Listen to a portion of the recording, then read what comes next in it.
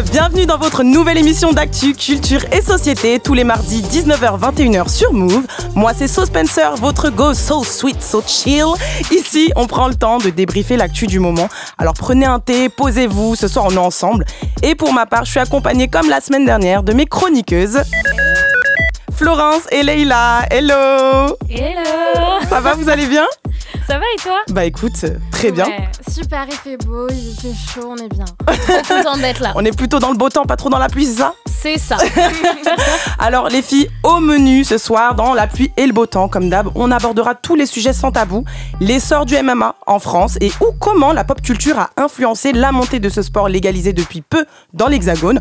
On reviendra bien évidemment sur la victoire de notre... Il dit bon gamin, gagne. Oui, c'était ce samedi à l'Accor Hotel Arena et c'était l'événement sportif du week-end. On parlera également pédocriminalité en ligne avec Rencontre Ado, le site de rencontre dédié aux jeunes de 13 à 25 ans. Ouais, vous avez bien entendu, 13-25 ans, mais pas que. On discutera ensemble des rapports amoureux des ados puisqu'il est vrai que c'est une période déterminante dans la construction d'un adulte. De plus en plus d'adolescents choisissent de vivre des relations sur le long terme. Ils ont entre 13 et 17 ans et filent déjà le parfait amour. L'amour, toujours l'amour. Alors on abordera ensuite le sujet de la précarité menstruelle, oui, retour sur l'interview du président Emmanuel Macron qui s'est exprimé hier soir face au youtubeur Hugo Décrypte en direct sur YouTube et sur TikTok. Et enfin, en parlant de TikTok, bien sûr, on présentera une nouvelle tendance qui nous prouve qu'à l'ère du digital, la culture n'est pas morte. Et cette tendance, c'est BookTok, un concept qui regroupe des jeunes amateurs de littérature qui partagent leurs lectures préférées sur l'application. Les filles, on est OK ? Trop bien. Moi, j'ai trop hâte. Ok, super. Alors, nous, on est très contents d'être avec vous ce soir pour la deuxième de la pluie et le beau temps. Let's go! 19h21h. La pluie et le beau temps. Alors, c'était l'événement sportif du week-end, comme je vous l'ai dit. La deuxième venue en France de la plus grande ligue mondiale de MMA, l'UFC, a été un succès ce samedi soir à l'Accor Hotel Arena de Paris. Et le moins qu'on puisse dire, c'est que l'UFC Paris a vu les combattants tricolores se distinguer de la meilleure des façons possibles.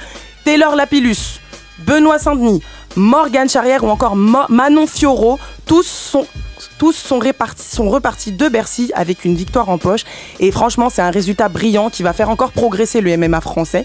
Mais bien sûr, le grand événement que tout le monde attendait, c'était le retour dans la cage de Cyril Gane, le bon gamin.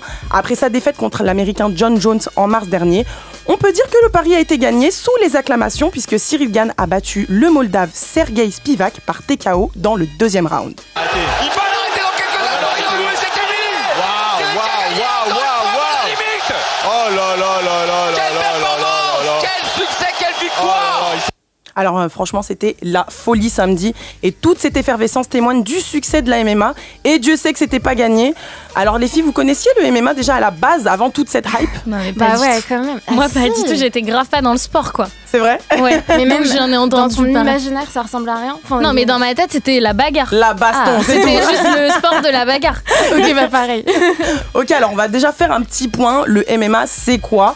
Eh ben, c'est le Mixed Martial Arts. Donc c'est un sport de combat qui combine plusieurs arts martiaux, la boxe, la lutte, le jujitsu ou encore le judo. Et malgré ce qu'on peut croire, c'est un sport encadré avec des coups ou des techniques interdites en fonction des différentes fédérations. Et ce sport se pratique bien sûr dans une cage en forme d'octogone. Ça, c'est un mot qui vous parle, hein? Il va revenir 10 fois ce mot. On le connaît. D'accord. Alors, en France, puisque c'est précisément le pays qui nous intéresse aujourd'hui, le MMA a longtemps été pratiqué clandestinement et il a été rendu légal, vous savez quand? Il y a pas longtemps. Il y a pas longtemps, en janvier 2020, Ok. par Roxana Maracineanu, qui était ministre des Sports. Et en 2020, elle décide de déléguer l'organisation de sa pratique à la Fédération française de boxe. Mais avant ça, le sport était interdit et aucune compétition ni événement, du coup comme l'UFC aux États-Unis, n'était permis en France. Alors, vous l'aurez compris, le MMA aujourd'hui, c'est extrêmement connu, c'est suivi à travers le monde. Et l'UFC, c'est aujourd'hui la principale organisation de MMA dans le monde. Mais il y en a d'autres. En France, par exemple, on a Ares Fighting qui fait aujourd'hui partie des ligues les plus médiatisées en France et c'est le bébé de Fernand Lopez, vous savez, l'entraîneur de Cyril Gane, donc la grande star. Tout. Voilà, la grande star française du MMA. Ouais, c'est à blanc. Et du coup, on compte aussi d'autres figures comme Nassourdine Imavov, Manon Fiorot ou encore Saladin Parnasse et Bien sûr, je peux pas ne pas parler du MMA sans parler de Cédric Doumbé, qui est connu pour son caractère bien trempé, et on se souvient bien sûr de son passage chez Move dans la matinale de Virginie. Par la face des choses, quoi. C'était un peu, c'est très, comment dire, implicite. Je me suis autoproclamé the best avant de l'être. J'étais visionnaire déjà à l'époque. Ça fout un peu la pression, non ? Oui. Alors Cédric Doumbé qui s'apprête à combattre face à Jordan Zebo le 30 septembre prochain au Zénith de Paris avec l'organisation américaine cette fois-ci, la PFL, la Professional Fighting League. Alors justement là on voit que le MMA fait fureur dans le monde aujourd'hui, mais il faut savoir que de base c'est un sport né au début des années 90 et fun fact, celui qui en a codifié les règles c'est un Écossais émigré aux États-Unis qui s'appelle Campbell McLaren, c'est le cofondateur de l'UFC et celui-ci explique avoir été inspiré par le célèbre jeu vidéo Mortal Kombat. Alors, quand on réfléchit, on se dit quand même que le MMA a largement été popularisé par la pop culture et notamment par les jeux vidéo de notre enfance, Florence. Ouais, carrément. Du coup, les jeux vidéo, on s'en rend pas compte. En tout cas, je me rends pas compte, mais c'est la plus jeune des industries culturelles avec un chiffre d'affaires de 5 milliards d'euros. Donc, c'est plus grand encore que la musique et le ciné. Et les jeux vidéo de combat, c'est un véritable phénomène fédérateur de la pop culture et des salles d'arcade auprès des jeunes. C'était clairement la star des années 90. En tout cas, ça a vraiment pété avec l'arrivée de Street Fighter, notamment le Street Fighter 2, où t'avais des files d'attente à s'en décourager. Genre les gens se posaient, ils posaient leurs pièces à l'époque sur les bornes pour réserver leur place. Même si, j'avoue, c'était pas vraiment un jeu d'arts martiaux dans le sens où a priori les sumo ne volent pas dans la réalité, par exemple. Je ne pense pas, non. Mais en tout cas, ça se basait quand même sur des bagarres bien sales, point-pied, où on retrouvait la fameuse barre d'énergie, le timer, etc. Des souvenirs. Ouais. Et le deuxième gros truc qui a définitivement popularisé les jeux de vidéo de combat, ça a été l'apparition de la 3D avec Virtua Fighter, qui constituait vraiment une nouvelle façon d'envisager le combat. Puis plus tard, évidemment, Tekken, qui lui respectait vachement mieux les fondamentaux. Du coup, tu penses que jouer aux jeux de combat, ça donne envie de pratiquer ces sports en vrai ? Ouais, carrément. Déjà, il y a une étude du syndicat des éditeurs de logiciels et de loisirs en collab avec Médiamétrie qui date de l'année dernière et qui indique qu'il y a 4,6 millions de joueurs entre 10 et 17 ans. Et par ailleurs, on constate qu'il y a 7 ados sur 10 qui pratiquent un sport une fois par semaine et qui jouent du coup à la même fréquence à des jeux vidéo. Et ce chiffre, il descend à la moitié pour ceux qui ne sont pas des gamers. Du coup, c'est là que ça devient intéressant parce qu'en fait, justement, c'est une manière d'expliquer pourquoi pourquoi il y a une démocratisation du MMA, quand on voit qu'on nous y a préparé depuis qu'on est gosse finalement. Et donc, il y a un lien hyper étroit entre le goût pour les jeux vidéo et le sport. Et en même temps, c'est pas si étonnant parce que dans les deux cas, c'est un peu une sorte de recherche de sensations et que contrairement à ce qu'on dit, ça a une grosse dimension sociale et identitaire, surtout à ces âges-là. Et moi, ça m'a tout de suite fait penser à mon petit cousin, il s'appelle Eliam, il est en primaire et lui, il fait beaucoup de sport et quand il rentre chez lui, ça joue fort. Un entraînement, un jeu de combat, ça m'amuse, ça me rend joyeux et ça me soulage. Et je trouve ça adorable, mais quand il emploie le mot soulage à la fin, du coup, c'est quand même révélateur du fait que ce sont des médiums qui peuvent servir à passer ses nerfs et donc potentiellement à gérer ses émotions. Et il m'a aussi dit ça. Un jeu de combat, ça me permet d'avoir envie de gagner et de gagner aussi dans la réalité. Ouais, donc ça c'est un autre parallèle qu'on peut faire, c'est cet appel à l'esprit de compétition. En fait, t'as grave envie de t'entraîner et si t'es pas comme moi à appuyer sur tous les boutons aléatoirement, moi aussi je suis comme toi. Et tu cherches à maîtriser des enchaînements et à devenir le plus fort en quelque sorte, tout simplement. Donc voilà. Et vous, du coup, les filles, c'était quoi votre rapport aux jeux vidéo et au sport du coup quand vous étiez plus jeune ? Moi, quand j'étais petite, j'ai un peu loupé le coche. Je voulais jamais jouer parce qu'il y avait pas de filles que je trouvais cool comme personnage dans les jeux vidéo.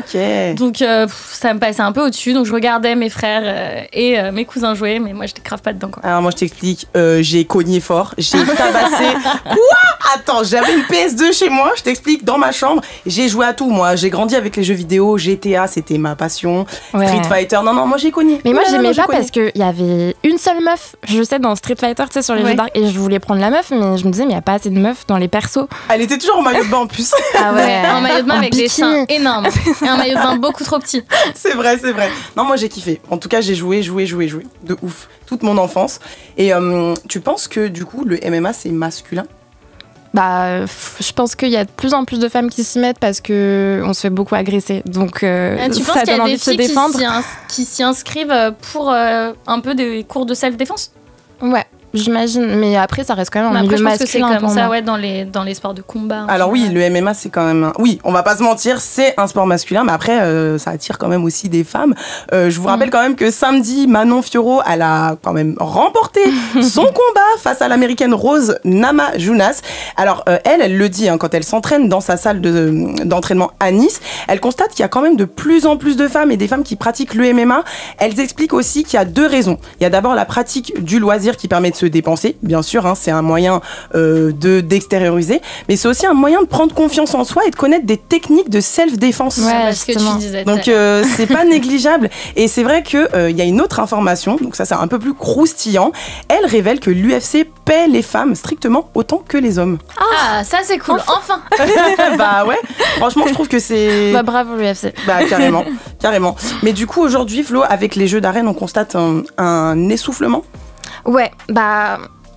En fait, c'est fou parce qu'à la base, le jeu vidéo professionnel, ça a commencé avec les jeux de combat. Donc, c'était avec le jeu Space War en 1962 aux États-Unis. Ok, ça date de ouf. Ouais, et c'était donc 2 vaisseaux qui s'affrontaient face à face dans le cosmos, donc pour la petite anecdote.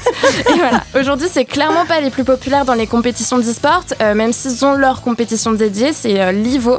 Elle se déroule pendant l'été et ça recense quand même 10 millions de vues sur YouTube, tout match confondu. Mais c'est tout un monde, hein. C'est énorme. Et du coup, d'ailleurs, ça reprend carrément les codes des retransmissions sportives, tu sais. Oui, avec les commentateurs, etc.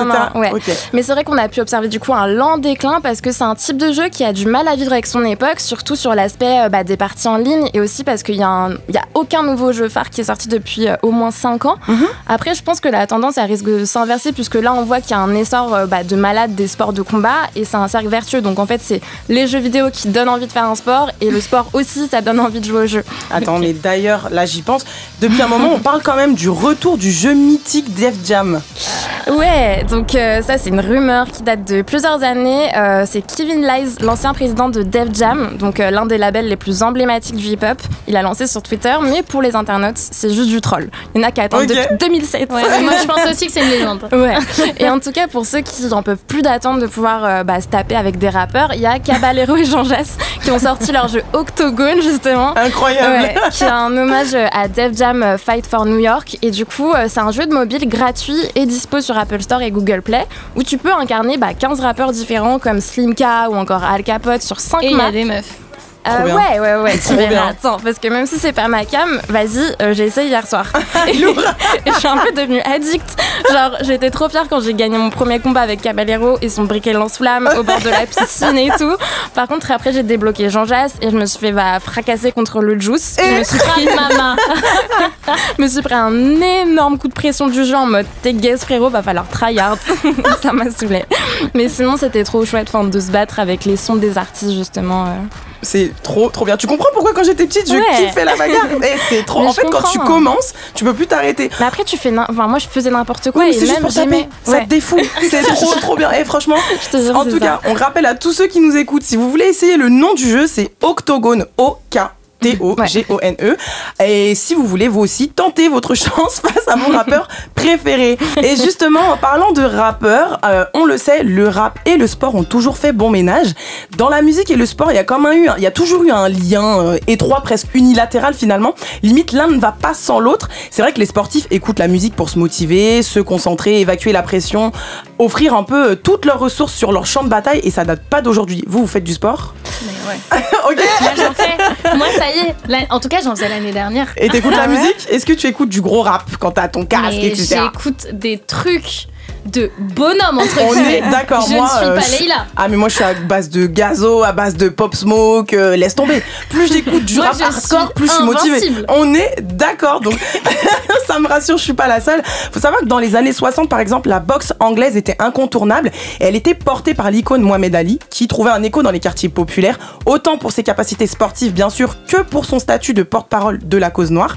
Et pour en revenir au rap, en réalité, la culture du clash constitue quand même un pilier de ce genre musical, on le sait. Le rap, c'est le clash. C'est ça. Et c'est vrai que pour faire le lien avec les sports de combat, les clashs entre rappeurs font totalement penser à cet affrontement physique entre gros durs, si je puis dire, qui joue à la bagarre, qui joue à se provoquer, à s'intimider oralement ou physiquement. Et au final, les deux sont complètement liés. Leïla, t'en penses quoi? Ouais, on entend souvent que ce qui émancipe dans les quartiers populaires, c'est de percer dans la musique ou dans le rap. Et dans le rap, il y a une grande fascination pour les sports de combat. Comme tu disais, de nombreux artistes y font référence, du coup, que ça soit dans leurs textes ou dans les clips. Et je dirais même que nos rappeurs ont permis de mettre en lumière et de populariser certaines disciplines, comme le MMA, dont on parle depuis tout à l'heure. Donc depuis 2018, du coup, comme quand Booba a proposé un combat à Caris via son compte Insta, et ça donnait ça. Ok Armand, tu proposes un octogone sans règle. C'est quand tu veux, frère. Mais t'as parlé, moi j'ai parlé, j'assume. On attend la date, l'heure, le jour. Ah ouais, tu connais. Octogone. Du coup, pour moi, par exemple, un octogone, avant ça, c'était juste la forme géométrique. Et après ce clash, j'ai découvert que c'était la forme, du coup, de la cage des combattants de MMA qui s'affrontaient. Donc, merci Booba, merci Caris, grâce à vous, j'ai découvert un nouveau sport et je me suis couchée moins bête. C'est vrai que dans cette discipline-là, on est dans la rivalité, en fait, on est à celui qui sera le plus fort et le meilleur. Mais pour moi, le rap, c'est un sport de combat, carrément. Ouais, franchement, ouais. Parce que l'idée de l'affrontement, elle est partout. Faut pas oublier que c'est la base en fait de la culture hip-hop de s'affronter, tout simplement. Et c'est aussi pour ça qu'on parle de rap game. Donc pour les artistes, les enjeux ils sont super gros parce qu'il faut se faire une place vers le succès en s'imposant et en prouvant qu'on est le meilleur. C'est ça. Et l'exemple parfait, c'est celui de l'exercice du battle de rap, dans lequel on a deux personnes ou deux groupes qui s'affrontent face à un public et en plusieurs rounds. Du coup, faut avoir un ego surdimensionné. Ouais. Et plusieurs égos surdimensionnés, ils peuvent pas forcément cohabiter ou s'imposer en même temps. Et dans ce cas-là, ça clash comme Booba et Caris qui se retrouvent à l'aéroport pour en venir aux mains. Mais heureusement, tu vois, la plupart du temps, les artistes, ils se battent à coups de mots. Donc comme pour le MMA, le but, c'est de se mettre KO, mais verbalement, donc c'est tranquille. Mais il n'y a pas que qui se sont clashés, non? Non mais attends, si on parle de Booba, déjà, je t'explique, lui, dans tous les clashs, Rof, Lafouine, Cynique, Maes, entre autres. Je dis bien entre autres. Depuis pas longtemps, Maes en plus. Je sais pas si vous avez vu, mais il y a Elon Musk qui a envie de se taper avec Mark Zuckerberg. Oui. Ils se sont donné rendez-vous et vous misez sur qui? Mais moi je mise pas, pour moi c'est faux, ça va jamais arriver. C'est Mark Zuckerberg, il s'entraîne, il fait du jiu-jitsu brésilien. Non. Là je pense qu'ils font de la pub pour X. Non mais je ne mise pas je mise sur personne. Justin? Ouais, avec Tom Cruise. Bibbs. C'est une énorme blague. Je peux pas y croire. C'est une énorme blague. Je comprends pas, c'est vraiment les combats what the fuck. De ce que je vois, les clashs prennent une autre tournure du coup aujourd'hui. Donc avant l'ère des réseaux sociaux, on se limitait aux diss tracks. Donc c'est quand les morceaux dans lesquels les rappeurs se clashent en fait par studio interposé. D'accord. Donc pareil, ça inclut pas les coups. Tranquille, fallait rester là. C'est que les mots MOTS, pas les mots MAUX. Ouais, exactement. Et dans le rap français, on a plusieurs diss tracks, dont une super longue qui s'appelle Je t'emmerde d'MC Jean Gabin. Vous connaissez ou pas? Poétique, évidemment. Évidemment. Donc dans cette diss track, il s'en prend littéralement à tout le rap français de l'époque. Et par exemple, dans un couplet, il clashait Booba. Moi je la connais. Booba, mon petit ourson. Il nique sa mère, la réinsertion. Vous avez vu comme il limite? Même pas Renoir, même pas Abza. Il le fait trop bien. C'est un jaune d'œuf mal séca. Terrain miné, t'étais pas un coup Bob Gun. Pareil, c'est pas Top Gun. Ne pas le Zaef, moi aussi j'écoute pas Naef. Donc voilà, donc depuis quelques années, les clashs sont une vraie stratégie de communication aussi, faut pas se mentir. C'est de la pub, c'est du buzz. Mais oui, mais que ça soit dans le MMA ou dans le rap. Parce que les combattants et les rappeurs, ils n'hésitent pas à sortir des cages ou des chansons en continuant les disputes sur les réseaux sociaux ou dans la vraie vie. Comme McGregor et Khabib, je sais pas si vous avez vu. Bien sûr. C'est les deux combattants qui se sont battus pendant leur conférence de presse. Et forcément, ça a fait le buzz parce que l'être humain a une fascination pour le sang. Donc dès que deux personnes vont s'affronter, on veut admirer le spectacle. Mais c'est comme l'effet voiture sur l'autoroute quand il y a un accident. Oui, tout le monde s'arrête. Après aussi, dans le MMA, enfin en tout cas dans les sports de combat, il y a cette volonté de faire un peu du show-off. Ouais, mais c'est l'entertainment du truc, tu vois. Exactement. Et ces altercations, elles sont partagées sur les réseaux et le public prend même parti souvent. Bien sûr. Et ça met la discipline au centre des discussions, que ça soit le rap ou les sports de combat. Et c'est un moyen, du coup, de leur apporter de la lumière et d'affirmer la personnalité des combattants ou des artistes. Mais il faut pas oublier de passer des industries, comme je disais tout à l'heure, d'entertainment et de divertissement, quoi. C'est ça, donc au final, le rap et le MMA sont clairement liés. Mais oui, c'est même des disciplines, pardon, je perds mes mots carrément. qui finissent par se rencontrer, comme quand Cyril Gane rentre sur du gazo. Ouais, il est rentré sur NSX et attention, hein, l'ambiance c'était incroyable. Je répète, non, samedi là c'était incroyable. Non mais elle dit ça parce qu'elle y était. C'était ouf. Voilà, ou sinon que les rappeurs, tu vois, comme Bosch ou Abou Debain qui se lancent dans le MMA de manière pro. Et attends, j'ai encore une autre info parce que là on parle de la France, mais aux States, non mais c'est Wiz Khalifa. J'aurais jamais imaginé par contre. À quelle heure en fait, Wiz Khalifa qui déclare vouloir aller plus loin dans ce sport, comme quoi hein, du micro à la cage, il n'y a qu'un pas. C'est beau ça. Et justement en parlant de rap et de cage, je vais vous donner un nom. Franck Gastambide. Validé, taxi. On est d'accord. Alors, Franck Gastambide, hein, c'est le célèbre acteur, producteur, réalisateur et scénariste français. Faut savoir qu'il est fan de MMA depuis longtemps. Ça fait très longtemps. Et après avoir sorti, forcément, la série Validé consacrée au rap français, il tourne actuellement la série La Cage, qui sera la première série française dans le monde du MMA. Trop stylé. Ok, mais c'est trop Comment je vais regarder ça, mais d'une force. Moi, par curiosité, je veux bien voir ce que ça donne aussi. Parce que regarder ça. Validé, c'était super réaliste la première saison. Ouais. Donc je pense que ça aussi, ça sera cool. J'ai validé. Sans transition, je vais vous parler du site Rencontre Ado. Le fameux. Alors, les filles savent. Je vais juste vous lire l'accroche du site et vous comprendrez où est l'erreur, ok ? Là, c'est pas où est Charlie, c'est où est l'erreur.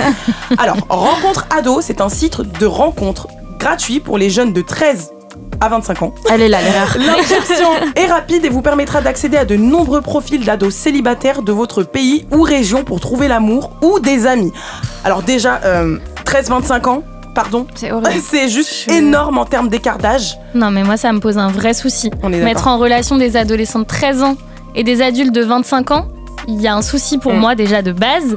Et il faut tenir compte du décalage de maturité, d'activité sexuelle, ou même tout simplement la majorité, tout simplement. Et même il y a des réflexes de dominance quand t'es un mec qui est plus âgé qui va chercher quelqu'un de plus jeune, sachant que juste pour rappel, genre l'âge du consentement, il est quand même fixé à 15 ans et en dessous c'est un viol. Mais oui, de toute façon, quelqu'un de 25 ans n'a rien à faire avec quelqu'un de mineur. Tellement. Et c'est pas des relations romantiques du tout en fait. Et vous savez que ce site, il est quand même fréquenté par plus de 280 000 utilisateurs qui fait l'objet. Donc ce site fait bien évidemment l'objet d'une polémique depuis le mois d'août. En gros, je vous explique. Le 20 août dernier, l'essayiste féministe et militante Sabrina Eringin a publié sur son compte Instagram, suivi par quand même près de 50 000 personnes, une vidéo alertant sur le contenu suspect du site Rencontre Ado. Et en fait, elle a fait cette vidéo après la dénonciation d'un internaute sur X, l'ancien Twitter, parce que maintenant ça s'appelle X. C'est horrible de dire X. Ouais, ça me stresse. Je continue à dire Twitter, je suis désolée. Bref, donc du coup, depuis, les parents mettent en garde contre la plateforme Rencontre Ado, puisque des profils douteux seraient dissimulés. Non mais ça étonne qui ? Pas moi en tout cas, mais en fait le gros problème dans cette histoire, c'est que le site est hébergé en Belgique et que du coup il n'est pas soumis à la loi française du 7 juillet 2023 sur la majorité numérique qui interdit l'inscription sur les réseaux sociaux aux mineurs de moins de 15 ans. Alors, une maman interviewée par nos confrères de France Info a décidé de mettre en lumière les messages qu'elle recevait après s'être inscrite avec un faux profil et franchement vous allez voir à quel point c'est hallucinant. J'ai des hommes qui m'ont invité, qui ont invité mon faux profil, qui m'ont proposé un aller-retour, qui ont proposé de me payer un aller-retour. En 72 heures, je n'ai eu que des messages à caractère sexuel. Que ça. Et des centaines. Ça a été un raz-de-marée. Depuis 2006, ce site hébergé en Belgique a fait l'objet de 409 signalements au service de police, sans pour l'instant... Je suis outrée, en fait. C'est horrible. Je suis outrée. Ça fait peur, d'autant plus qu'à l'ère du digital, ces sites et ces applications de rencontres ados se multiplient avec les mêmes critères que les adultes. Donc, on a genre la personnalisation du profil, la recherche filtrée par critères. Et attention, on a aussi les DM, donc les messages privés. Donc, on est surtout sur une inscription en plus gratuite qui se fait en quelques clics. Et il n'y a pas besoin de l'accord parental. Hein, donc, tranquille. En fait, c'est ça le plus grave. Tranquille. Ouais, mais c'est comme les épiceries qui vendent de l'alcool ou des cigarettes à des mineurs. c'est ça. Mais là, facilement accessible. C'est vrai. Et c'est vrai. Donc en fait, tranquille, tu peux être n'importe qui et te faire passer pour n'importe quoi. Ouais. Au-delà d'être soumis en fait précocement à tous ces contenus ou des comportements qui sont clairement pas de leur âge, tous ces jeunes peuvent se retrouver en proie à des cyberviolences et aux pédocriminels. Et d'ailleurs, justement, en 2019, écoutez-moi bien, la France était le 3e pays au monde hébergeur d'images pédopornographiques selon l'International Association of Internet Hotlines. Non, mais déjà, rien que l'année dernière, il y a eu 400 arrestations pour détention vous vous rendez compte? Non, mais s'il vous plaît, c'est extrêmement grave. Et autre information tout aussi grave, le tourisme sexuel qui implique des enfants se fait principalement en ligne maintenant depuis l'épidémie du Covid-19 et les commandes de viol, c'est ahurissant ce que je suis en train de vous dire, mais les commandes de viol d'enfants et d'agressions sexuelles sur mineurs en direct par internet se sont complètement développées de manière inquiétante. Et ouais, je vous jure, mais d'après quand on vous dit qu'internet c'est la jungle. Non, mais là c'est très grave. On commande de ce qui se passe sur on commande des viols d'enfants. Donc, je veux dire, c'est ahurissant. Et en 2002, plus de 34 millions de contenus relevant de l'exploitation sexuelle de mineurs ont été retirés de Facebook et Instagram. Et c'est vrai qu'Instagram est régulièrement accusé par des associations et autorités de ne pas suffisamment protéger les enfants face au risque de harcèlement, d'addiction et de problèmes d'image de soi. Alors, au-delà de cette problématique qui est déjà extrêmement grave, je pense qu'on peut relever le fait que les ados ont besoin de sites de rencontres. Déjà, ça... Pourquoi ? Est-ce que ça vous choque le principe du site de rencontre pour ados ? Moi en soi ça me choque pas parce que ça a toujours existé, tu vois, genre quand nous on était plus jeunes, il y avait plein de forums sur lesquels il y avait plein de filles qui notaient des questions et qui se reliaient avec d'autres gens et je pense que les dangers c'était les mêmes, mais c'est juste que... Moi aussi, ça me choque pas. C'est les personnes qui sont mal intentionnées, qui sont choquantes, mais en soi, et je pense aussi que les gens, ils ont accès plus tôt. Tu vois, maintenant qu'on a un téléphone, ça se passe plus sur un ordi dans le salon, ou sur un ordi où tes parents ils peuvent passer. Mais c'est difficile de faire des rencontres quand t'es ado et que je sais pas, que t'as pas d'activité. Enfin, moi, je comprends certains ados. Tu comprends qu'ils puissent avoir recours à des applications. Ok, c'est vrai que c'est générationnel en fait. Aujourd'hui, c'est vrai qu'il y a une nouvelle manière d'appréhender les relations amoureuses. Alors, tous les jeunes ont toujours le smartphone à la main, moi aussi, je suis jeune. Tout le monde a le smartphone à la main et c'est vrai que les ados, ce qu'on appelle la génération Z, aujourd'hui, ils préfèrent envoyer des messages à leurs amis plutôt que de les voir en vrai, c'est un fait. Et en amour aussi, la distance les séduit plus que les rendez-vous physiques. Alors ça, je comprends pas, je pense que c'est générationnel. Alors avec la multiplication des réseaux sociaux, les jeunes ont plus du tout besoin de bouger de leur canapé pour passer du temps avec leurs potes. Alors qu'elles soient destinées aux rencontres amoureuses ou non, chaque plateforme sociale est un point de contact pour draguer. Je vais vous parler de l'application Yubo qui a carrément... mais ça c'est le Tinder des petits. Exactement, c'est le Tinder des ados. Mais attention, la génération Z drague de partout. En fait, eux, ils ont accès à tout. Ils ont pas le temps. Ils draguent aussi sur TikTok, sur Insta, sur YouTube et même sur Fortnite. Oh putain, je savais pas. Non mais en même temps, les gens draguent sur Vinted, donc... Oui, c'est vrai. À partir de là, excusez-moi. Je suis off, c'est clair. Alors moi, j'ai une question. Comment ces premières relations aujourd'hui qui sont beaucoup dans le virtuel, comment ces relations ont un impact sur leur vie d'adulte et surtout en tant que parents, comment est-ce qu'on peut rester attentif et vigilant au développement des enfants, mais aussi face à l'océan de tous ces prédateurs là qui les entourent sur les réseaux sociaux ou les plateformes qu'on a citées. Comment est-ce qu'on sait que sur les réseaux comment est-ce qu'on fait pour lutter contre eux, Leïla ? Alors déjà, aujourd'hui les adolescents ils sont clairement nés en même temps que les smartphones. C'est vrai. Tellement. Donc que ça soit pour rechercher l'amour ou juste une oreille attentive, les jeunes ils ont clairement une vie virtuelle en parallèle de leur quotidien. Et il arrive même de nouer une relation avec des personnes qu'ils n'ont jamais rencontrées et avec qui ils échangent tous les jours. Ça vous est déjà arrivé plus jeune ? Jamais. De rester Ah ouais ? Oui. Ah ouais ? Papa, tu m'écoutes ? Non, c'est une blague. En fait, oui, à distance, mais avec une copine que j'avais rencontrée en vacances. Mais moi aussi. Et en fait, on s'envoyait des cartes postales pour vous dire à quel point on était super innocentes. Donc oui, moi, c'était ma seule et unique relation à distance. Moi, je m'étais fait une copine aussi en vacances. Ouais. Et donc, on a échangé, mais pendant des années. Je crois que la dernière fois que je lui ai parlé, je devais avoir 18 ans. Genre la dernière fois qu'on a échangé. Ok, donc vous avez maintenu les liens. Et ouais, et au final, on s'est retrouvés à l'école. Mais moi, je trouve que c'est différent parce que tu l'as vu d'abord en vrai. Oui, moi, y a un truc j'ai jamais fait de rencontre, par contre, uniquement virtuelle. Ok, non, là on parlait vraiment de l'entretien de la relation à distance, tu vois. Alors moi j'ai une question aussi, pourquoi autant d'engouement pour les rencontres en ligne alors qu'en vrai il y a l'école, il y a les activités extrascolaires, je sais pas, il y a plein de trucs qui permettent de rencontrer des gens dehors. Ouais, mais rencontrer sur internet c'est un peu comme aller à une soirée où tu connais personne, tu vois. L'angoisse. Donc tu peux t'inventer la vie que tu veux. et tu peux prendre plus de risques. Et en plus, les enfants, ils aiment trop mentir. Non mais ouais, quand t'es ado, tu mens pour rien.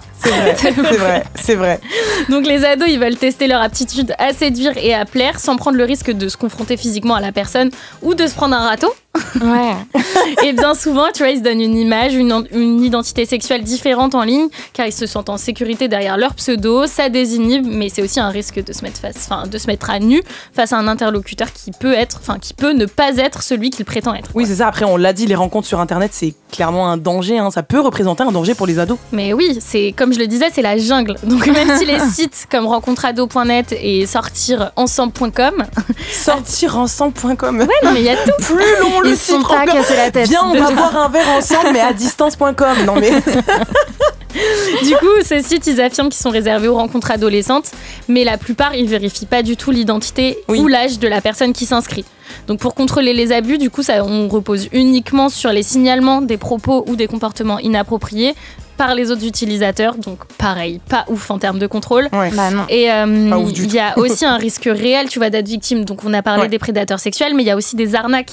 Oui. Il y a des gens qui créent des liens avec des ados. Totalement. Pour leur soutirer de l'argent ou soutirer de l'argent à leurs parents. Exactement. Ou pour apprendre un peu, je sais pas moi, des secrets sur eux et les faire chanter après. Non mais c'est horrible. Et on avait, réel, hein. mais ouais, ça arrive beaucoup. Et ça, je sais pas si vous en aviez entendu parler, surtout avec le bad buzz de Omegle, le site. Ouais, à l'époque. Ouais. Donc pour ceux qui ne s'en rappellent pas, donc c'est un site très populaire depuis que des youtubeurs comme Squeezie ou Michou en avaient fait la promo. Ouais.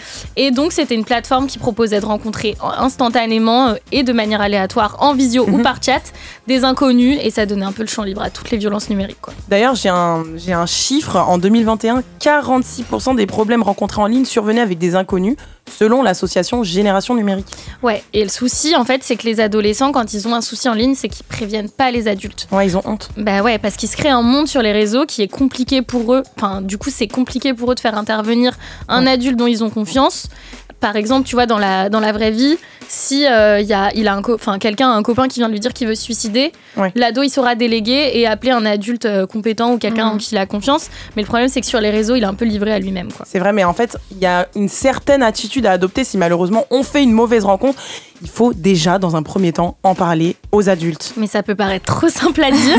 Mais premièrement, ouais, on en parle à un adulte en qui on a confiance. Et ce que je dis toujours, alors ça c'est mon mantra dans la vie, vos parents, ils vous pardonneront toute votre vie vos bêtises. Ouais, non, ça dépend quelle bêtise. Franchement, donc des fois, plutôt que s'enfermer dans le danger, vaut mieux être puni. C'est un mauvais moment à passer. Ouais. Au coin. Voilà.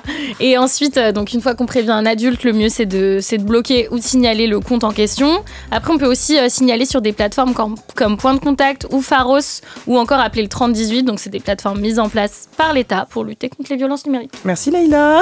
Moi je veux m'adresser aux parents, notamment sur l'aspect relationnel, parce que si votre enfant ou votre adolescent, pour le coup, puisqu'on parle des ados, exprime un intérêt pour tout type de relation, que ça peut être amoureuse ou physique, vous l'avez compris avec ce qu'on est en train de vous dire, il est fort probable qu'ils soient engagés dans un crush ou des rencontres en ligne. Alors on le sait tous, les relations viennent avec tout le paquet, bien sûr. Alors la joie, l'excitation, le surtout plaisir. Surtout quand t'es ado. Mais surtout quand t'es ado, c'est décuplé.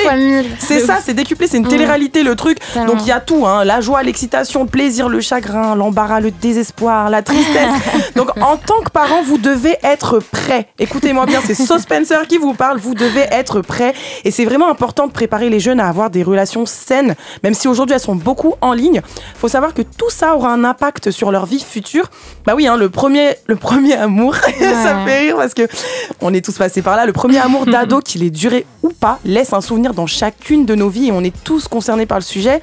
Je sais pas ce que vous en pensez, mais je trouve étonnant quand même quand on y réfléchit bien. Il n'existe rien en fait, il n'y a aucune école ou de leçon pour apprendre à aimer. On suit des cours de géographie, des maths dont on peut clairement se passer. On suit des cours de conduite, mais en fait il n'y a rien qui concerne l'amour. Et c'est souvent pour ça que quand on se fait gifler, ça fait mal, ça finit mal, surtout à l'adolescence, parce que c'est un sentiment très important dans notre vie et on le découvre seul quand on est jeune. Et il a beau nous dépasser, nous transcender, nous torturer, il faut attendre que les situations nous arrivent pour apprendre à aimer. C'est vrai, non? Ouais. Mais après, ça serait chelou d'apprendre à aimer. C'est un des sentiments les plus mystérieux du monde. Je suis d'accord, mais je sais pas, peut-être nous prévenir que après, moi, un jour ça va devrait nous apprendre ce que c'est une relation saine plutôt que aimer, tu vois. Ok. Genre aimer, c'est tellement différent d'une personne à l'autre. On n'a pas les mêmes codes de l'amour, même et d'une relation à l'autre. Genre, par exemple, une relation entre frères et sœurs. Genre l'amour fraternel, il est trop chelou. Non, là, attention, je parle vraiment des relations amoureuses. Mais moi, je vote pour qu'en éducation civique, un jour, on nous dise fais gaffe, meuf, tu vas douiller. C'est tout ce que je demande, voilà. C'est tout. Ok. Bon, en tout cas, moi, je vais passer un petit extrait avant. C'est mon premier vrai amour, donc je le vois forcément bien du bon côté. Donc si je peux rester avec lui, bah ça serait parfait. Non, c'est trop chou. J'ai envie de lui dire garde la pêche. Mais justement, ça vous fait sourire, mais on devrait pas se moquer. Parce que oui, l'adolescence, c'est le temps de l'amour, c'est le temps des copains et de l'aventure. Mais plus sérieusement, les amours adolescentes sont très peu étudiées et très peu considérées, surtout par les parents. Pourtant, c'est une problématique faussement légère et même empreinte de beaucoup de gravité, notamment le premier amour, comme tu disais, qui est souvent pris au sérieux par les premiers concernés en plus. Et j'ai envie de dire normal, puisque ça permet déjà de s'émanciper des adultes, de se construire, mais aussi c'est synonyme de découverte de la sexualité. Et ça se caractérise par beaucoup d'intensité, voilà, on le disait, parce que on n'a pas peur de tomber alors qu'on s'est encore jamais brûlé les ailes. On est à fond, on est pas jour et nuit, on est là dans des stratégies de rapprochement. Bref, on est obsédés. Et je sais pas ce que ça vous évoque, les filles, mais moi j'ai clairement des moments en tête. Et d'ailleurs, je suis même retombée sur des vieilles lettres d'amour et perso, ça m'a pas du tout fait plaisir. Ah ouais, ça t'a pas fait plaisir? Non, parce que moi, ça m'a rendu triste. Sur des anciennes conversations, j'ai trouvé ça trop chou, quoi. Personnellement, j'ai trouvé ça extrêmement gênant. Moi triste parce qu'avec de la hauteur tu prends vraiment conscience de toute la violence, je trouve, et en fait ça s'explique parce qu'à cette période là le seul truc qu'on a à faire c'est d'aimer l'autre. C'est bête, il n'y a pas de souci, comme je disais la semaine dernière, il n'y a pas de facture. D'aimer l'autre, en plus alors qu'on est mal informé, qu'on est vulnérable et qu'on est bien loin des problématiques pratiques du couple adulte, où on pense à des questions de logement, de projet. Et en plus de ça, au collège tout est tellement important, au collège ou au lycée tout est tellement important, tu crois que ta vie elle tourne autour de tes amis et de ton cercle proche. Tellement. Ah là là. Mais n'empêche qu'inconsciemment, les adolescents sont aussi face à des problématiques, mais plus de l'ordre des normes. Par exemple, entre 14 et 20 ans, c'est clairement un objectif d'avoir un petit copain, une petite copine. Et il y a des attentes stéréotypées qui sont donc hyper différentes en fonction du genre, comme l'explique du coup la sociologue Isabelle Claire. Elle est autrice de l'enquête sur les amours adolescentes, les choses sérieuses aux éditions du Seuil, et c'est un extrait de son passage chez France Inter. La violence est très présente dans les corps, mais aussi dans les discours, parce qu'une des caractéristiques de la norme sociale quand il s'agit de genre et de sexualité, c'est qu'elle repose sur l'idée de la nature. En fait, on ne fait pas comme ci ou comme ça parce qu'il faut faire comme ci ou comme ça, mais parce que naturellement, les garçons sont sexuels, sont hétéros, sont voués être des vrais mecs, et les filles sont sentimentales, etc. Donc la violence, elle tient aussi à la distance, à ce qu'on attend d'être de la nature. Et donc, quand on ne correspond pas à ce qui est attendu normalement, naturellement, on est monstrueux. Et le monstre, on peut abattre de la violence sur lui, il faut éventuellement l'éliminer du paysage. Et résultat, cette violence dont parle Isabelle Claire, elle est souvent le terreau de relations abusives qui débutent dès le premier amour. Il y a une étude des Petites Glos, donc c'est une newsletter qui date de 2021 qui a révélé que 90% des personnes interrogées entre 12 et 24 ans déclarent avoir déjà subi des violences conjugales, sexistes ou sexuelles. La tranche d'âge 16-20 ans, c'est la plus touchée, et ça représente 47% des victimes, sachant que ce sont des âges où on a des difficultés à se reconnaître comme victime dans une société où les codes justement d'une relation saine sont pas clairement établis. Jeune, on idéalise beaucoup la jalousie. Moi, je me souviens de ce débat, tu vois, un peu lunaire de « tu crois en l'amitié fille-garçon, toi ?» Il existe toujours, ce débat. Oui, c'est vrai, mais je trouve vraiment à l'époque, c'est un truc qui prend beaucoup de place. Ou même, je me souviens que les garçons, ils frappaient souvent les filles qu'ils aimaient bien dans la cour de récré pour jouer. Ça tire les cheveux, ça te lance des stylos. Mais oui, en primaire, on disait tout le temps que si un garçon t'embêtait, c'est parce qu'il t'aimait bien. Mais oui, alors que je trouve pas que ça soit ça qui remette dans la tête des petites. Mais attends, je réalise grave là, mais c'est trop vrai. Moi, je me défendais, moi, j'aimais bien la bagarre. Mais c'est vrai qu'en vrai, en y réfléchissant bien, c'est parce qu'ils nous aimaient bien. Mais est-ce que c'est cool de dire à une petite fille que si on l'embête, c'est parce qu'on l'aime bien? Pas du tout en fait, absolument pas. Donc du coup, ça dégrade la santé mentale sur le long terme. Ouais, c'est ça, c'est une enquête de la revue Pédiatrix qui explique que les relations abusives adolescentes, elles entraînent souvent une consommation excessive de drogue et d'alcool mal contrôlée à l'âge adulte, davantage chez les femmes que les hommes hommes qui sont donc les premières victimes et elles sont nombreuses. Cette enquête elle révèle aussi que les femmes souffrent souvent de syndromes dépressifs qui peuvent persister jusqu'à 6 ans après les violences et que ces femmes aussi étaient plus sujettes à des comportements sexuels à risque, donc non protégés, et à des violences conjugales une fois adultes, comme en témoigne la chanteuse Barbara Pravi qui a été victime de violences conjugales dès sa première relation à 17 ans. Elle en parlait chez Combini. Ça a été une première étape et elle est presque pas grand-chose dans tout ce que j'ai vécu après, parce qu'en fait c'était le départ d'un engrenage de...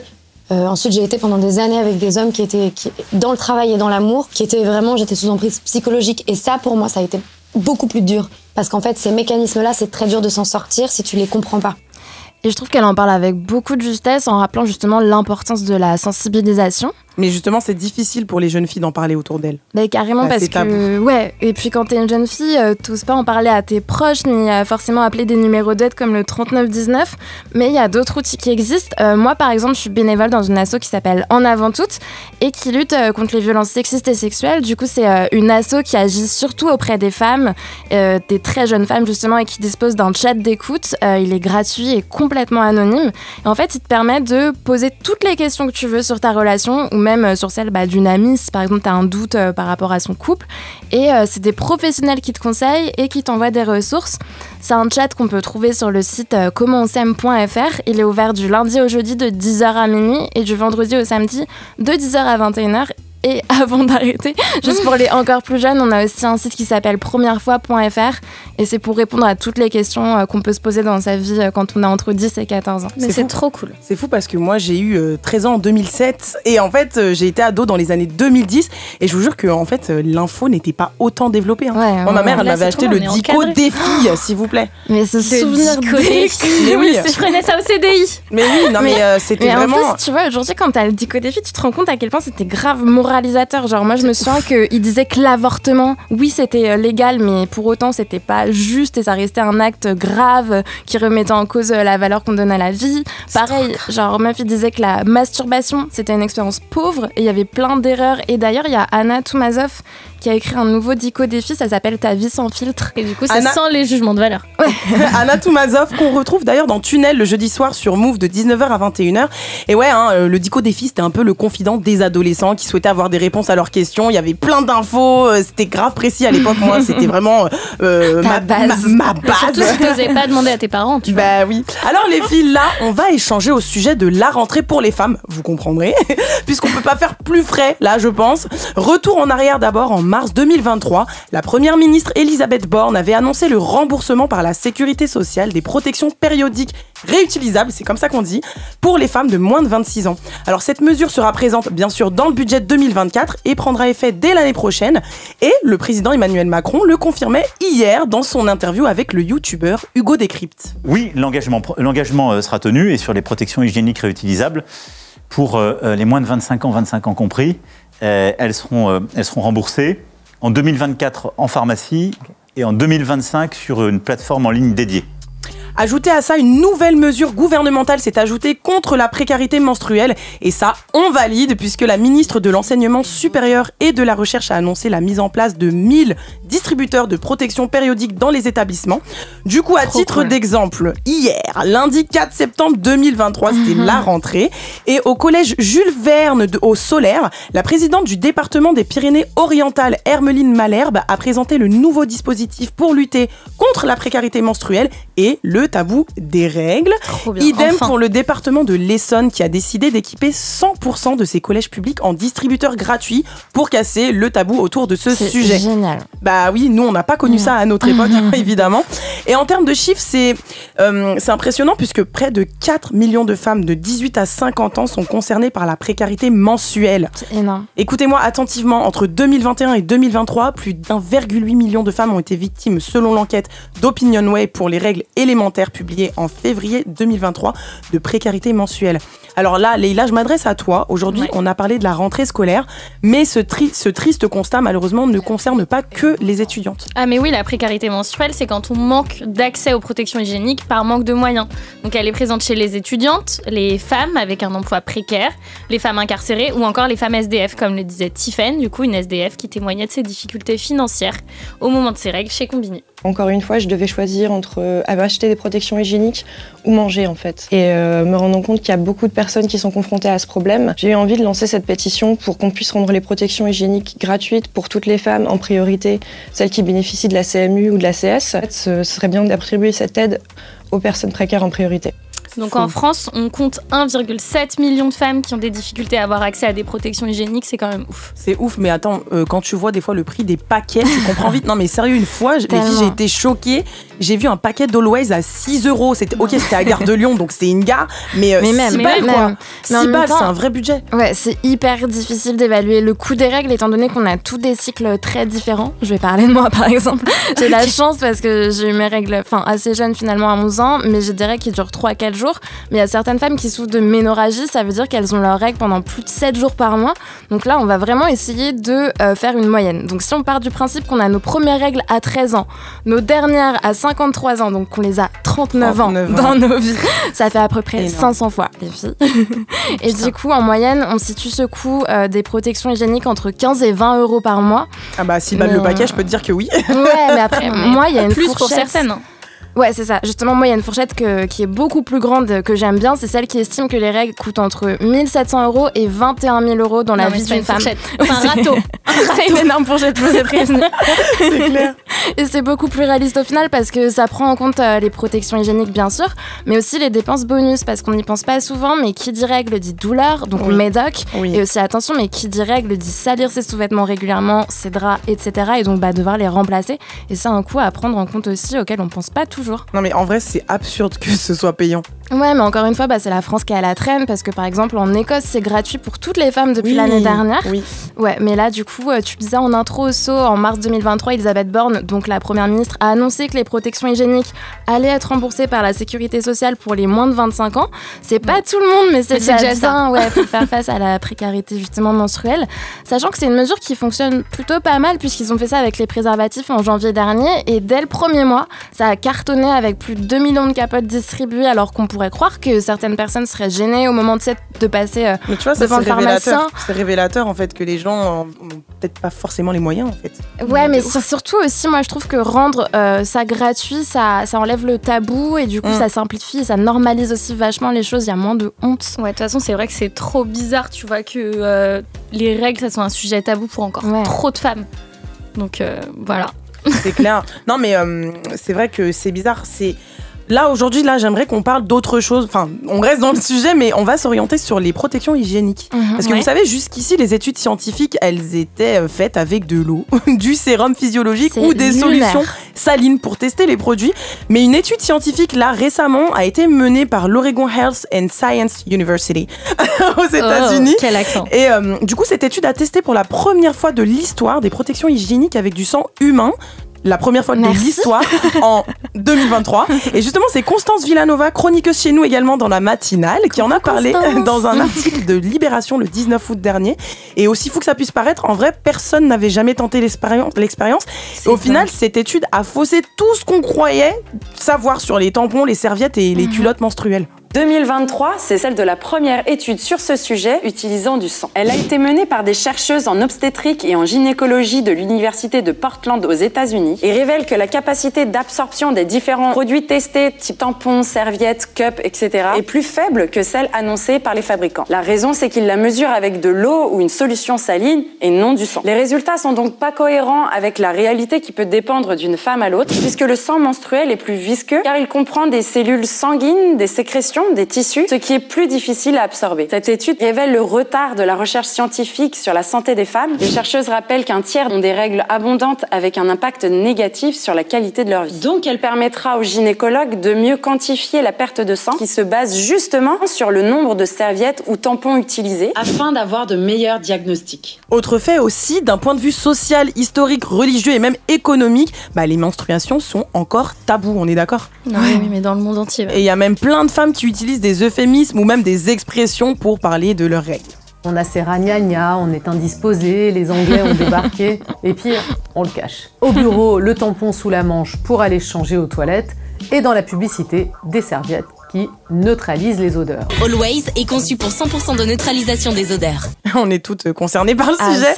D'ailleurs, 55% des jeunes femmes de 13 à 25 ans estiment que les règles sont un sujet tabou à l'école et plus de 59% estiment que c'est un sujet au travail. N'est-ce pas, Leïla ? Ouais, en fait, les causes de ce tabou, en fait, c'est vraiment le manque d'éducation à la santé sexuelle et reproductive, mais c'est aussi le fait qu'on soit conditionné à ne rien laisser paraître du tout, donc que ça soit les douleurs, la fatigue ou les protections hygiéniques.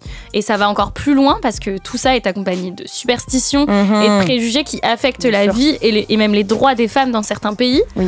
Par exemple, en Inde, on interdit aux femmes de s'approcher de la nourriture ou des temples pour éviter qu'elles contaminent. Non, et mais même au Moyen-Âge, on disait que c'était des sorcières. Non, mais t'es ouf, on les boulait. Oui, mais même dans certaines religions, quand t'as tes règles, tu ne peux pas faire certaines ou certaines pratiques. Tu peux pas prier, enfin, t'es éloigné des lieux de culte, en fait. Oui, évidemment. Et il y a aussi cette expression, t'as tes règles ou quoi, quand quelqu'un nous sent vénère.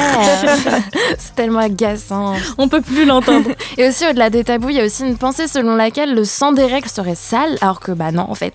Oui, il n'est pas similaire au sang qui irrigue le cerveau ou le cœur, par exemple. Il est plus visqueux d'ailleurs, mais non, il n'est pas sale pour autant, juste différent.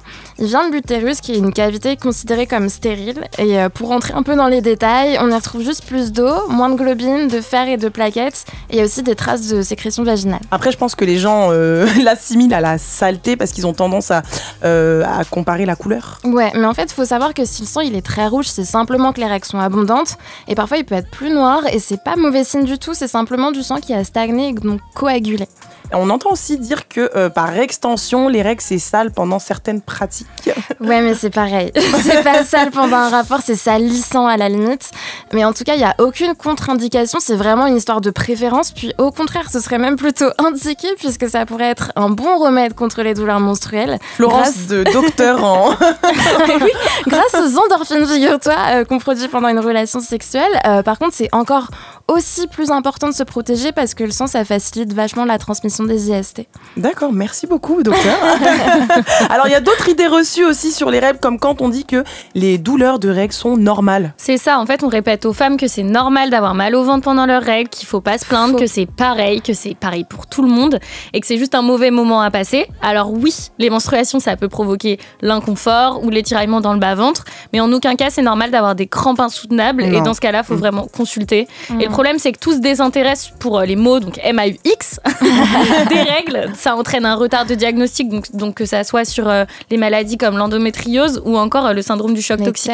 Et il y a aussi l'idée qu'on peut pas parler sans honte de tout ça. Mais de ouf. Oh, je dis trop de ouf. Donc en France, une personne sur deux trouve que c'est inapproprié de parler de règles en public, d'où les expressions qui servent à dire qu'une femme a ses règles, comme tout à l'heure, on a entendu les Anglais. J'ai entendu les lunes une fois. Pardon. Mais aussi, les ragnagnas. Tu sais, ça vaut même pour parler de son vagin. On est là, oui, en bas, tu sais, ma le petite petit abricot. Stop, ça va trop loin. Ça va trop loin. Mais Leïla, on dit aussi qu'il est impossible de faire du sport ou de se baigner avec les règles. Alors là, pas du tout. Au contraire, parce que le sport, en fait, ça peut même atténuer les crampes menstruelles en réchauffant et en détendant les tissus musculaires utérins. Moi aussi, je suis médecin. Docteur numéro 2, Leïla. Donc pour la baignade, il n'y a aucune contre-indication aussi. On prend bien des bains. Des bains chauds pour les personnes qui ont des douleurs. Donc il existe des protections hygiéniques adaptées comme la cup ou les tampons. Il y a même des maillots de bain menstruels maintenant, on a trop de chance. Et moi je m'incruse parce qu'il y a une autre idée reçue que j'aimerais démonter. C'est que puisque je pense, en gros on dit qu'on peut pas tomber enceinte lors d'un rapport pendant nos règles. Alors que si, ok, la probabilité est faible, mais comme dirait l'autre, le risque zéro n'existe pas. D'autant plus que les spermatozoïdes, du coup, ils survivent plusieurs jours dans le corps et ils peuvent atteindre tranquillement l'ovulation. Donc voilà, faites attention. Vous l'avez compris, c'était un sujet médical. En tout cas, les filles qui nous écoutent, sachez que l'arrivée de vos règles sont un signe que votre corps est sain et fonctionne normalement. Après, c'est vrai que cette période peut s'accompagner de symptômes parfois difficiles, comme les changements d'humeur, par exemple. Je pense à mes copines qui doivent sûrement m'écouter. Mais je sais que moi, personnellement, quand je suis au bout de ma vie, j'aime bien écouter la musique. Du coup, comme on le disait juste avant au sujet des protections périodiques, des études ont été réalisées avec du vrai sang.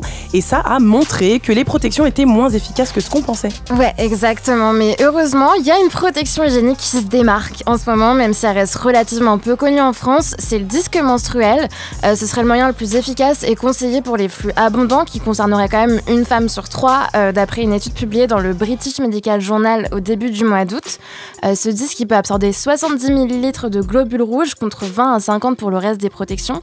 Et donc, pour vous faire un peu une idée, c'est à peu près l'équivalent de 4 tampons, sachant qu'il peut rester en place 10-12 heures max. Je pense que beaucoup de personnes ne connaissent pas cette alternative. Et du coup, ça ressemble à quoi? Alors, on aime bien le comparer à la Docteur is back. Alors. Parce que du coup, on aime bien le comparer à la cup, parce que comme elle, c'est une protection écologique, parce que réutilisable et aussi en silicone médical.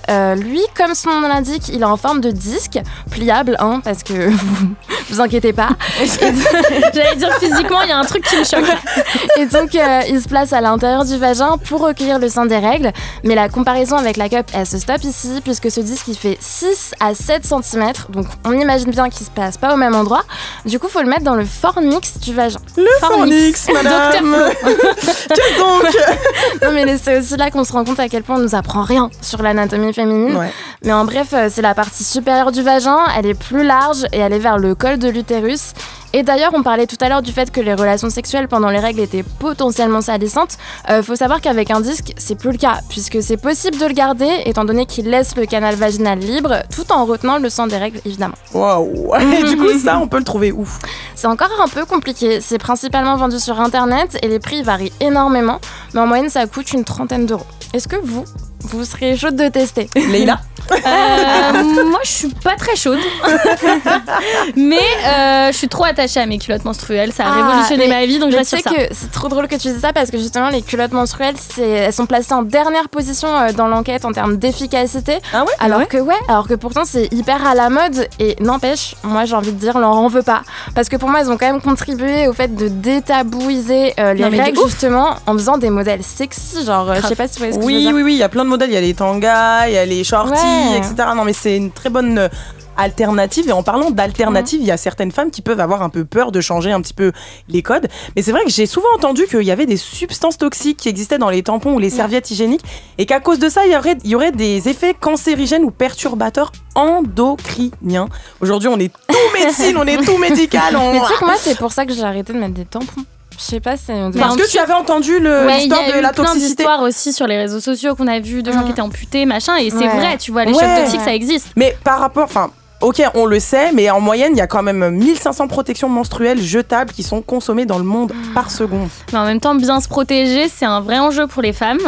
Donc il faut trouver la protection qui sera adaptée à son flux et qui met à l'aise et surtout qui est bien composée. Bah oui, et aujourd'hui, justement, les femmes, elles s'interrogent beaucoup sur les risques. On en parle sur les réseaux sociaux. Ça commence à être de plus en plus démocratisé.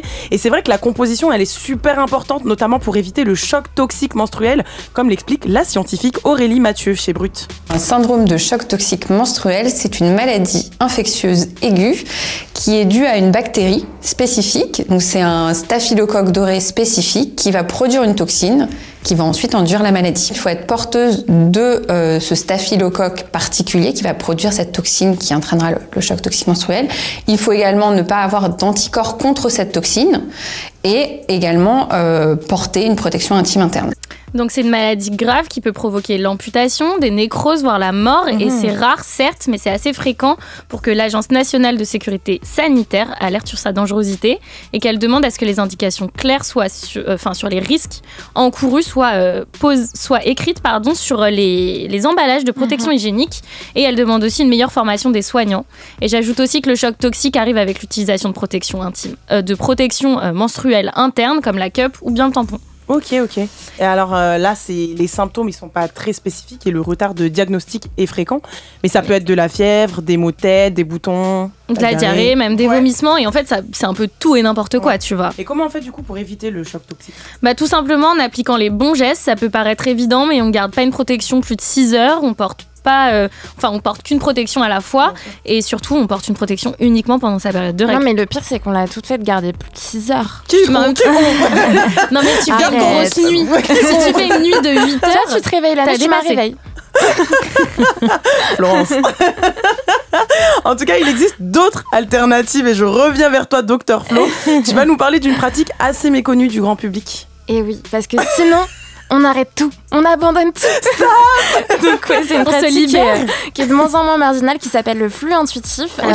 Moi, je connais de ouf ça. Ouais. Ah, ça vient des US et ça paraît fou, mais ça consiste à contrôler son flux sans avoir de protection périodique. Le principe, c'est tout simplement d'être à l'écoute de son corps pour sentir quand les règles arrivent dans le vagin, apprendre à les garder en soi avec les muscles du périnée et ensuite les écouler le mouvement voulu. Apparemment, il suffirait d'un entraînement de 4 ou 5 cycles pour s'y faire, donc ça coûte rien. C'est génial pour la planète et pour le fric. Donc je sais pas ce que vous en pensez, mais moi je me demande pourquoi on nous apprend pas à faire ça quand on est petite, au même moment qu'on nous apprend à être propre. Ça semble limite impossible en fait. Enfin, là, je suis sûre qu'il y a plein de gens qui t'écoutent. Les économies qu'on aurait fait, tu vois, si on avait découvert ça depuis qu'on est toute petite et si on grandissait avec ça. Et il y a des risques du coup ou pas avec cette nouvelle méthode? Pour l'instant, il n'y a aucune étude sur les risques, mais les médecins, j'avoue, ne sont pas chauds. Ok, d'accord. Alors que c'est vrai que pour pratiquer cette méthode, il faut quand même un certain temps d'expérimentation. Ah ouais, faut pas essayer dehors. Ouais. Restez chez vous. C'est pas vrai. Restez toi pour tenter. Non, mais c'est vrai que c'est même plutôt un travail sur plusieurs cycles, sur sa conscience corporelle pour finalement apprivoiser la continence menstruelle. On va parler littérature, ok? Alors, j'en parlais ce matin dans la matinale. On n'est pas fatigué tous les jours de 6h à 9h. Et depuis 2020, on assiste à un nouveau phénomène littéraire qui cartonne sur TikTok et ce phénomène s'appelle BookTok. Depuis décembre 2020, les créateurs de contenu réinventent la critique littéraire. Face caméra, elles pleurent ou elles rigolent pour parler de leur dernier coup de cœur. Quel livre lire pour Noël ? J'ai la solution. Et ce format de 3 minutes maximum fonctionne plutôt bien pour synthétiser et accrocher auprès d'un jeune public. Vous avez compris, à l'aide de vidéos courtes et immersives, les jeunes partagent leur coup de cœur littéraire. Alors ça peut aller du roman classique à la fiction, en passant par la romance. Bref, les genres critiqués par les booktokers sont nombreux. Et ce phénomène a pris tellement d'ampleur qu'aujourd'hui, le hashtag BookTok génère plus de 119 milliards de vues à travers le monde.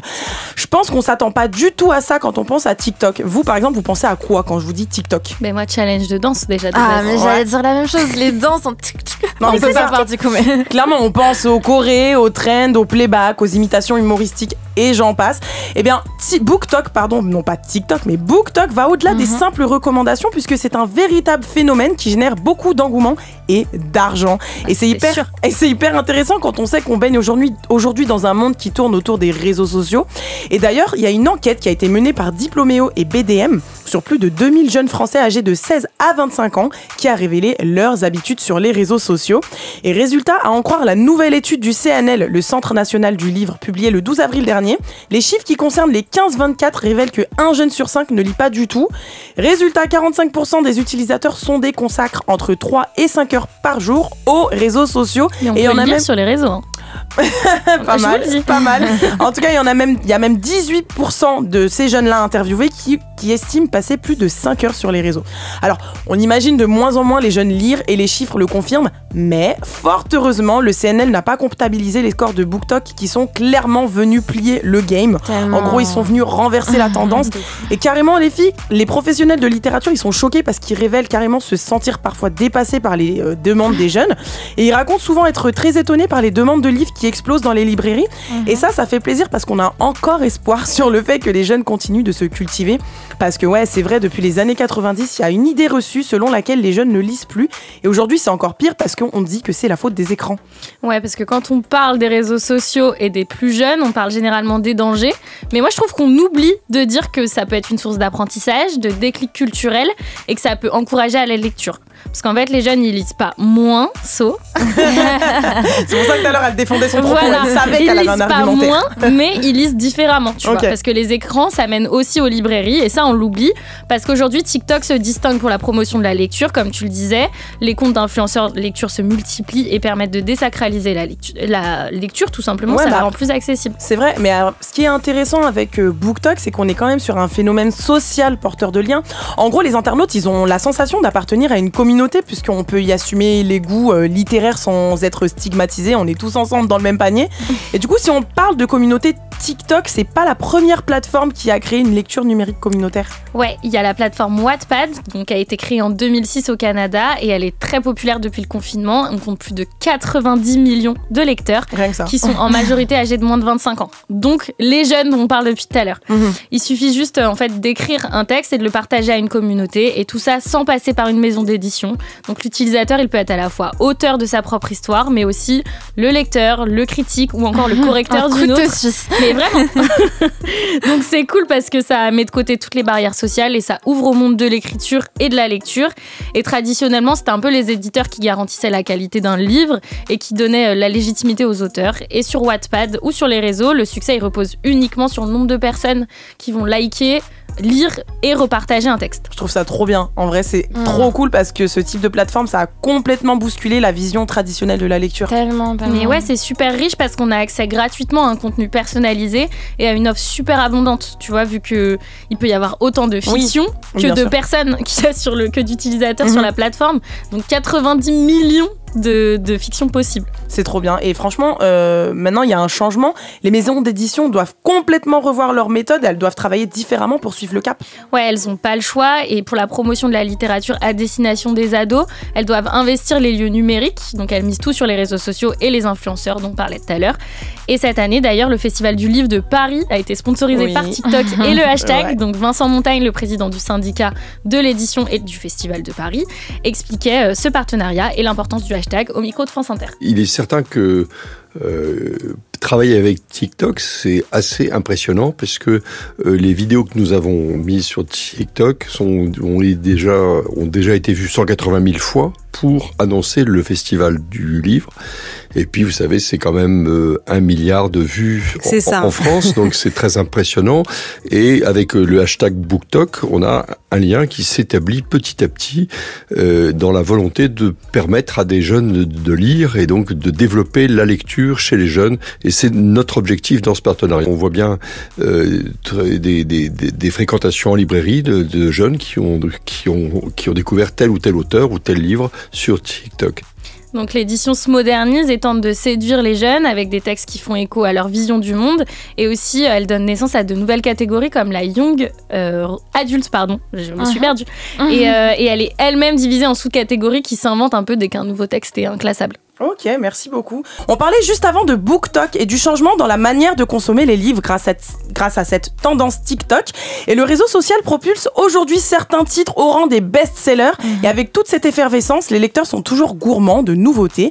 Pourtant, c'est pas toujours le meilleur qui arrive. Depuis quelques années, la vague de 50 Shades of Grey, c'est la dark romance, comme je disais tout à l'heure, qui est grave revenue sur le devant de la scène.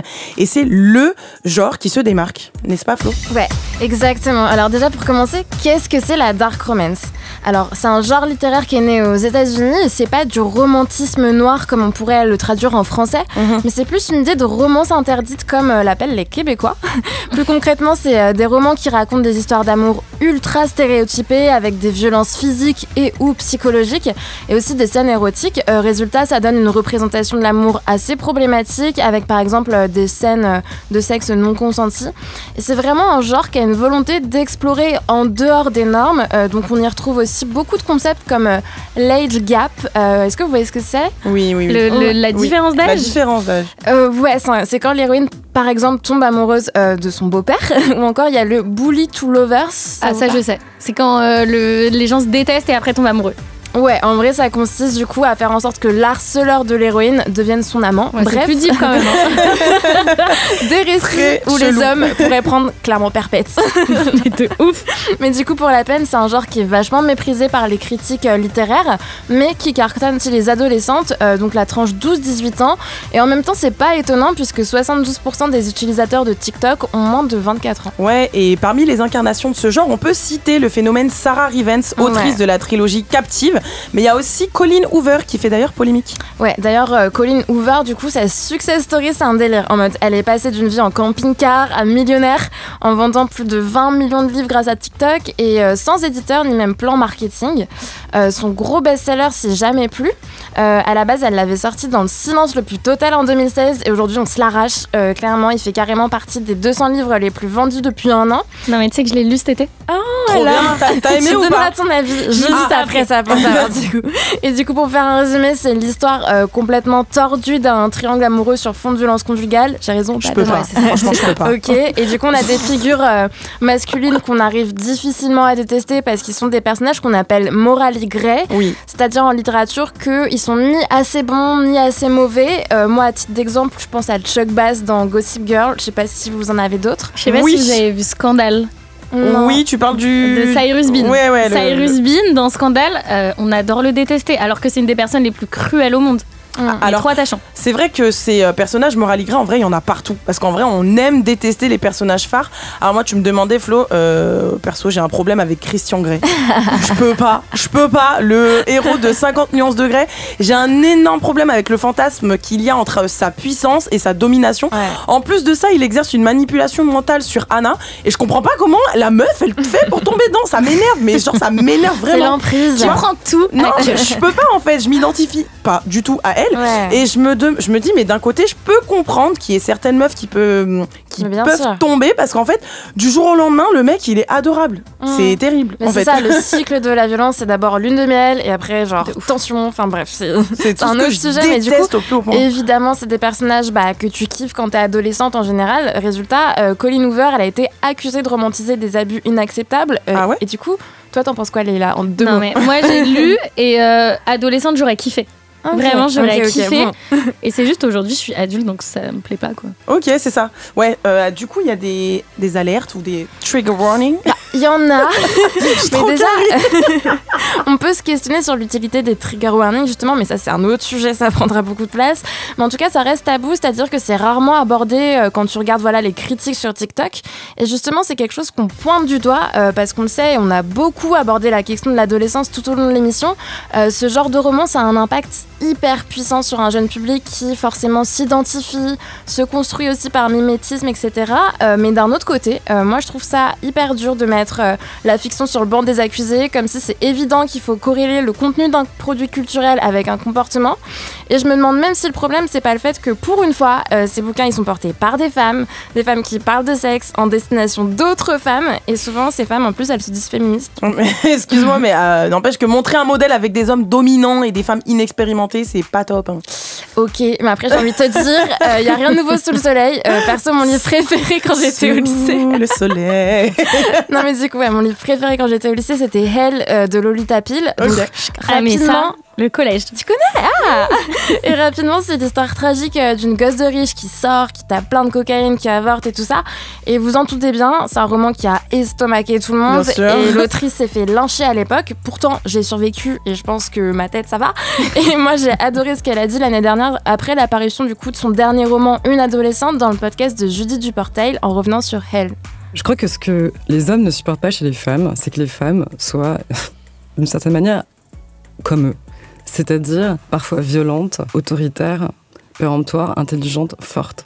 Ce que les hommes, particulièrement du milieu littéraire, parce que là on parle d'un milieu bien précis qui est le milieu journalistique, médiatique, littéraire, extrêmement misogyne des années 2000.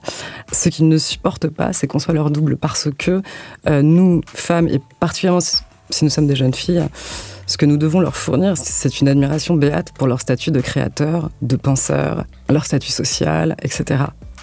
Je pense qu'il n'y a rien à ajouter. Et en plus, elle a tout dit. Ouais. Et je trouve qu'il y a une hypocrisie ambiante parce que l'adolescence, c'est vraiment une période à laquelle on tombe tout le temps sur des trucs qu'on n'est pas censé voir, et notamment sur TikTok qui regorge de contenu pornographique. Mais même sur TikTok, les jeunes, ils sont exposés de plus en plus jeunes à des contenus même pornographiques. Mais tellement. Et d'ailleurs, pour moi, vouloir interdire ces lectures, c'est inciter à y aller, et en plus à y aller avec une idée de lecture intime, alors qu'à mon sens, ça pourrait être des lectures plutôt émancipatrices et un super moyen d'ailleurs d'ouvrir le dialogue sur ces sujets, donc par exemple les violences conjugales, et que ce soit avec les parents ou n'importe qui en fait, d'autant plus qu'on adore dire que les jeunes sont de plus en plus woke.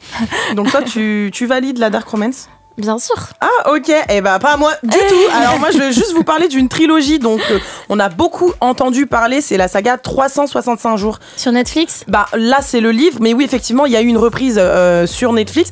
Alors pour vous expliquer, 365 jours c'est une trilogie écrite par Blanka Lipinska et il s'agit d'une saga que perso moi je la mets dans le style de Dark Romance. C'est de la Dark Romance. C'est de la Dark Romance et on suit Laura donc en vacances tranquillement avec son mec et 2 de ses amis et un jour elle est kidnappée par le jour de son 29e anniversaire par le chef d'une famille de mafieux qui s'appelle Massimo. Alors, ce dernier, il lui donne quand même 365 jours, donc 1 an, en la défiant de pas tomber amoureuse Carrie et en lui demandant de respecter ce laps de temps au bout duquel elle sera libérée. Donc Blanka, elle lutte pour pas succomber au charme sauvage de ce jeune mafieux, qui j'avoue, l'acteur est quand même assez beau. Mais quand on regarde les thèmes principaux de la saga sur Internet, quand on parle exclusivement du livre, les termes qu'on trouve, c'est enlèvement, syndrome de Stockholm, sexe, relations abusives, menaces. Enfin bref, moi je suis désolée, mais je peux pas. Je valide pas du tout la Dark Romance. Je comprends, mais après c'est de la fiction et c'est comme ça. Il y a des œuvres où il y a des gens qui tuent des gens et pourtant on dit pas des tueurs. En fait, je pense que c'est comme je vous disais tout à l'heure. Quand j'étais plus jeune, ça m'aurait peut-être pas choqué, mais en étant adulte, j'ai ce recul et je m'identifie forcément. Je me dis bah non, en tant que femme, c'est juste pas possible. Donc en fait, aujourd'hui, c'est pas possible. Donc t'es obligée de regarder des films ou d'écouter des musiques ou de lire des livres dans lesquels tu te reconnais? Bah t'as besoin de ça, toi? Non, c'est juste que c'est le vécu, c'est la vie. Donc forcément, tu vas t'identifier, tu vas dire, tu vas faire le transfert même sans le vouloir. Tu vois ce que je veux dire? Et du coup, bah moi, je valide pas du tout. Mais moi, je pense que c'est sous-estimer aussi les jeunes filles. Et en même temps, c'est aussi qu'on n'aime pas ce type de littérature. C'est comme moi, je lisais beaucoup de chick lit. C'était trop mal vu, mais en fait, les gars, moi, j'aime bien vider dans les fanfictions. Et mon père, il me disait tout le temps, mais c'est quoi ce que tu lis là? C'est trop nul. Il y a plein de fautes d'orthographe, machin. Et ça te met grave des sujets en perspective en mode bah vas-y, j'en parle avec mes copines. Et tu vois, du coup, tu parles de sujets tabous. Et en plus, il y avait des chapitres qui sortaient toutes les semaines. Donc c'était grave. Oui, c'était des espèces de chroniques là. En tout cas, aujourd'hui, on a beaucoup parlé d'amour, hein. L'amour là, d'adolescence. La pluie et le beau temps, c'est fini pour aujourd'hui. On espère qu'on vous a fait kiffer avec nos débats. Merci à tous d'avoir partagé l'émission.